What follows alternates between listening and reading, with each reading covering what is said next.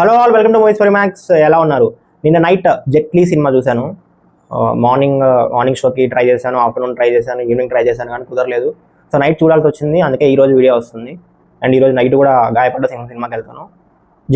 జెట్లీ విషయానికి వస్తే నాకైతే నచ్చలేదు. మావాడు అదే మన యూఎస్ఏ రైటర్ రివ్యూస్ రాస్తుంటారు కదా, చూసి ఫస్ట్ హాఫ్ బాగానే ఉందన్న, పర్లేదు, సెకండ్ హాఫ్ లేదు, gone case okay, it's average, చూడొచ్చు సత్య కోసం ఒకవేళ చూస్తే అన్నాడు. బట్ నాకైతే సత్య కూడా పుల్ ఆఫ్ చేయలేకపోయాడు అనిపించింది. అంటే లేదు, స్క్రిప్ట్లోనే ఒక ప్రాపర్ థ్రిల్లర్గా తీయాల్సిన సినిమా మొత్తం కామెడీ చేసేసి ఆ కామెడీ కూడా వర్కౌట్ అవ్వదు. ఒక టైం ఆఫ్ తర్వాత ఇంటర్వెల్ వరకే ఇట్స్ ఓకే, బాగానే ఉంటుంది. బట్ సెకండ్ హాఫ్ అంతా ఆ జోక్స్ అన్ని రిపీటెడ్ అయిపోతాయి. సో రితీష్ రాణా గారు మత్తు వదలరాలో ఏ హానెస్టీ అయితే ఉండిందో, ఆ తర్వాత మత్తు వదలరా 2 కూడా నచ్చింది అప్ టు సమ్ ఎక్స్టెంట్. ఒక 75% 80% ఓవరాల్గా బాగానే ఉంటుంది సినిమా. మత్తు వదలరా 2 ఎడిట్ ప్యాటర్న్ కానీ మ్యూజిక్ కానీ అంతా బాగానే ఉంటుంది. బట్ ఈ సినిమాలో ఆ హానెస్టీ అయితే కనిపించదు. అంటే ఆడియన్స్కి ఒక కొత్త ఎక్స్పీరియన్స్ ఇద్దాం. రితీష్ రాణా అంటే ఖచ్చితంగా సినిమా ఎలా ఉన్నా ఓవరాల్గా అది బాగుండపోని ఈ కామెడీ యాంగిల్ ఏదైతే ఉందో దాన్ని ఖచ్చితంగా దాంతో అయితే ఇంప్రెస్ చేస్తాడు అనే ఇది ఉండింది.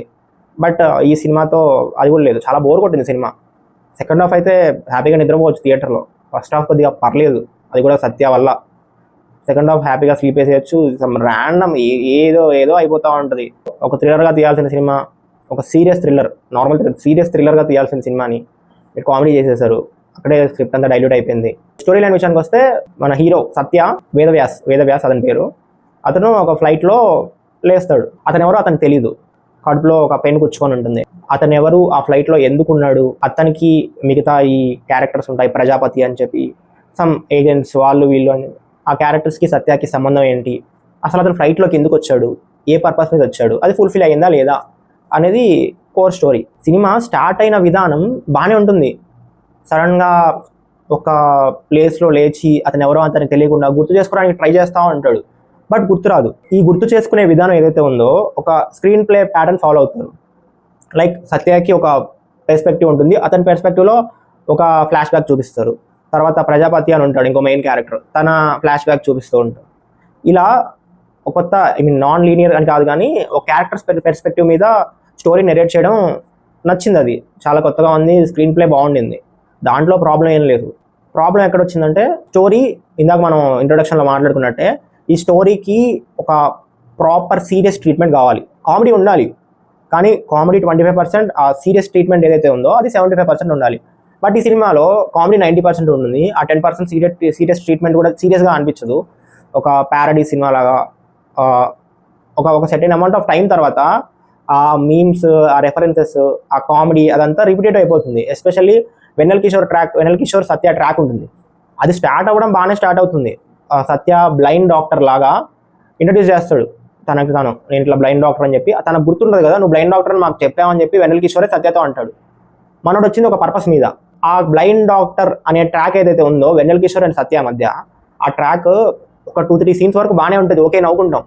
కానీ వాళ్ళిద్దరు కలిసినప్పుడల్లా అదే సీన్, మీకు బ్లైండ్ కదా ఎన్నిసార్లు రిపీటెడ్ అయిపోయింది మొత్తం కంప్లీట్గా. నవ్వు రాదు. ఇంకా ఏం లేక అది ఒకటి రాసుకున్న ట్రాక్ అనిపించింది. అండ్ ఇంకో ప్రాబ్లం ఏంటంటే టూ మెనీ క్యారెక్టర్స్ ఉన్నాయి, చాలా అంటే చాలా క్యారెక్టర్స్. ఇప్పుడు ఒక క్యారెక్టర్ దగ్గర ఒక కామెడీ సీన్ జనరేట్ చేసి ఇంకో క్యారెక్టర్ దగ్గరికి వెళ్ళి అక్కడ, ఇంకో క్యారెక్టర్ దగ్గరికి అక్కడ, ఈ కామెడీ సీన్స్ పెట్టడం వల్ల మనకి ఏమనిపిస్తుంది, back to back comedy scenes చూస్తున్నట్టు ఫీలింగ్ వస్తుంది. అంటే ఒక ప్రాపర్ సినిమా, ఒక ప్రాపర్ స్టోరీ చూస్తున్న ఫీలింగ్ అయితే రాదు. అండ్ స్టోరీ అంటే గుర్తొచ్చింది, స్టోరీ ఏం ఉండదు. ఒక చిన్న సర్ప్రైజ్ ఎలిమెంట్ ఉండదు, ఒక చిన్న ట్విస్ట్ ఉండదు, ఒక చిన్న టర్న్ ఉండదు. అరే ఒక క్యూరియాసిటీ ఫ్యాక్టర్ ఉండదు, అది ఏం జరుగుతుంది అనే క్యూరియాసిటీ ఫ్యాక్టర్ ఉండదు. రితీష్ రాణా మూవీస్లో ఆ క్యూరియాసిటీ ఫ్యాక్టరే హైలైట్. నెక్స్ట్ ఏం జరిగిద్ది, ఎందుకు, ఏంటి అనేది మేజర్ హైలైట్ ఆయన మూవీస్కి. అండ్ ఆయన ఎడిట్ ప్యాటర్న్ కూడా నాకు చాలా ఇష్టం ప్రీవియస్ మూవీస్లో, ఈ సినిమాలో కాదు. ఈ సినిమాలో అంతా చాలా నార్మల్గా సర్ఫేస్ లెవెల్లో ఉంటాయి టెక్నికాలిటీస్ అన్నీ, ఎక్కడా కూడా అవుట్ స్టాండ్ అవ్వవు. ఎంత సర్ఫేస్ లెవెల్ అంటే నార్మల్గా ఒక డెబ్యూటెంట్ ఫీచర్ ఫిల్మ్ చూస్తే, డెబ్యూ ఫిల్మ్ మత్తు వదలరాలో ఇంతకంటే బెటర్ మ్యూజిక్ ఉంటుంది, ఇంతకంటే బెటర్ టెక్నికాలిటీస్ ఉంటాయి, ఇంతకంటే బెటర్ ఎడిట్ ప్యాటర్న్ ఉంటుంది. ఈ మూడు ఈ సినిమాలో జస్ట్ సర్ఫేస్ లెవెల్లోనే ఉంటాయి. సో టెక్నికల్గా కూడా ఈ సినిమా వర్కౌట్ అవ్వదు. అండ్ టెక్నికాలిటీస్ అంటే గుర్తొచ్చింది ప్రొడక్షన్ క్వాలిటీ. అంటే ఏముందిలే కొంచెం పెట్టేసేద్దాం, ఈ ఆడియన్స్ ఏదో చూసేస్తారులే, జనాలకు మనకు ఓటీటీ నుంచి డబ్బులు వచ్చేస్తాయి, చాలా ఈజీ అయిపోయింది వాళ్ళకి. ఒక చిన్న సెట్లో తీసారని క్లియర్గా అర్థమైపోతుంది. ప్రాపర్గా ఏరోప్లేన్లో సినిమా జరుగుతుంది, దాన్ని మనం ఎక్స్పీరియన్స్ చేస్తున్నాం అనే ఫీలింగ్ ఎక్కడ రాదు.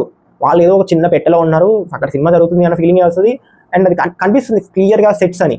ఏంటి బ్రో ఇప్పుడు నీకోసం నిజమైన ఏరోప్లేన్లో సినిమా తీయాలా అనొద్దు. మీరు సెట్ లాగా మనకు అనిపిస్తుంది అంటే అక్కడే మీరు ఒక ప్రొడక్షన్ క్వాలిటీలో ప్రొడక్షన్ డిజైన్లో ఫెయిల్ అయినట్టు. రితీష్ రాణా గారికి కూడా ఈ ఫస్ట్ 2-3 ఫిల్మ్స్ మనం ఏదో ప్రూవ్ చేసుకోవాలి, ఒక కొత్తదనం ఇవ్వాలి ఆడియన్స్కి, ఒక కొత్త ఎక్స్పీరియన్స్ ఇవ్వాలి, ఇదంతా ఉండిందేమో. బట్ ఆయనకి ఇప్పుడు ఈజీ అయిపోయింది, ఈజీగా మంచిగా డబ్బులు పెట్టేస్తున్నారు. ఎందుకంటే ఒక 9-10 crores పెట్టేస్తే అది ఓటీటీ నుంచి వచ్చేస్తుంది కదా, డబ్బులు పెట్టేస్తున్నారు.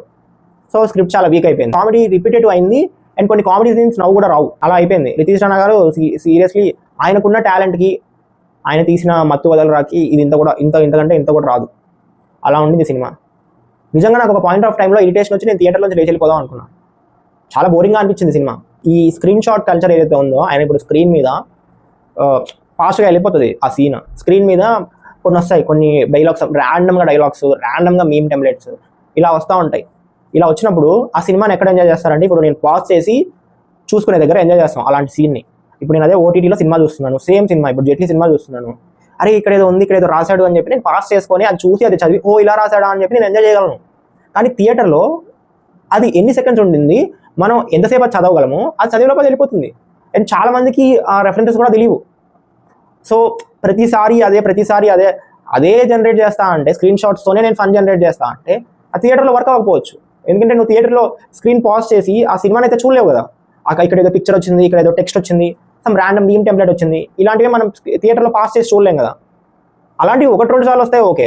ప్రతి scene almost 50% of the film అలాంటి స్క్రీన్ షాట్స్ వస్తూనే ఉంటాయి, ర్యాండమ్గా పిక్చర్స్, ర్యాండమ్గా కింద టెక్స్ట్, ర్యాండమ్గా అలా వస్తూనే ఉంటాయి. అలా పాస్ చేసి చూసుకోలేనప్పుడు అవి దేనికి యూస్ లేవు కదా. ఓటీటీలో చూసుకుంటారు అవి, మరి ఓటీటీలో చూసుకొని ఒరే అని టెంప్లెట్ వేసుకుంటారు ట్విట్టర్లో. ఓటీటీకి వచ్చిన తర్వాత ఒరే అనుకుంటే ఏం యూస్? థియేటర్లో కదా మేము ఎంజాయ్ చేయాల్సింది, థియేటర్లో కదా మేము ఎక్స్పీరియన్స్ చేయాల్సింది. మీరు ఏదైతే వీటి వల్ల నవ్వేస్తారు జనాలు, ఇవి కొంచెం బాగుంటాయి అని ఏవైతే పెట్టారో అవి జనాలకు అక్కడ ఉన్నట్టు కూడా చాలా మంది తెలియదు. జెన్యున్గా ఒక స్క్రిప్ట్ అయితే రాసుకోలేదు. మీరు ఏదైతే రాసుకున్న సీరియస్ థ్రిల్లర్ ఏదైతే ఉందో అది కాదని మీరే చెప్పారు. కొంచెం వెయిట్ చేసి అదే వేరే హీరోతో తీసి ఉండాల్సింది. సత్యాన్ని పెట్టాను కాబట్టి మంచి కామెడీ సినిమా తీయాలి అనుకున్నప్పుడు ఇది కాకుండా వేరే సినిమా తీయాల్సింది, ఈ స్క్రిప్ట్ కాకుండా. మీరు ఇనిషియల్ పోర్షన్స్లో ఒక మంచి థ్రిల్లర్ చూడబోతున్నాం, దీంట్లో ట్విస్ట్లు ఉంటాయి, టర్న్స్ ఉంటాయి అన్నట్టు కొన్ని ఎలిమెంట్స్ పెట్టి ప్రోగ్రెస్ అయ్యే కొద్దీ చాలా ఫ్లాట్గా, చాలా ప్లెయిన్గా ఉంటే ఖచ్చితంగా డిసప్పాయింట్ అవుతాం. అండ్ టూ మెనీ క్యారెక్టర్స్ ఉండడం వల్ల ఎవరు ఎందుకు ఏంటి, ఏదో కామెడీ సీన్ వస్తుంది, కామెడీ సీన్ పోతుంది, వెనల్ కిషోర్ గారు అయితే కంప్లీట్గా ఒక పాయింట్ ఆఫ్ టైం తర్వాత ఇరిటేట్ చేస్తుంది. నాకైతే నచ్చలేదు సినిమా. మీరు సినిమా చూసారా? మీకు ఎలా అనిపించిందో కింద కామెంట్లో చెప్పండి. ఫస్ట్ హాఫ్ అయితే పర్లేదు అబ్బా, సత్య కామెడీ ఓకే, ఏదో జరుగుతుంది, క్యూరియాసిటీ కొంచెం అంతే, అంతకుమించి సినిమాలో ఏం లేదు. సెకండ్ హాఫ్ అయితే గోన్ కేస్ నేను ఆల్మోస్ట్ వాకౌట్ చేద్దాం అనుకున్నాను. సో మీకు ఎలా అనిపించిందో కింద కామెంట్స్లో చెప్పండి. మళ్ళీ రేపు ఇదే టైంకి గాయపడ్డ సింహం డిస్కషన్తో కలుద్దాం. Signing off team movies max.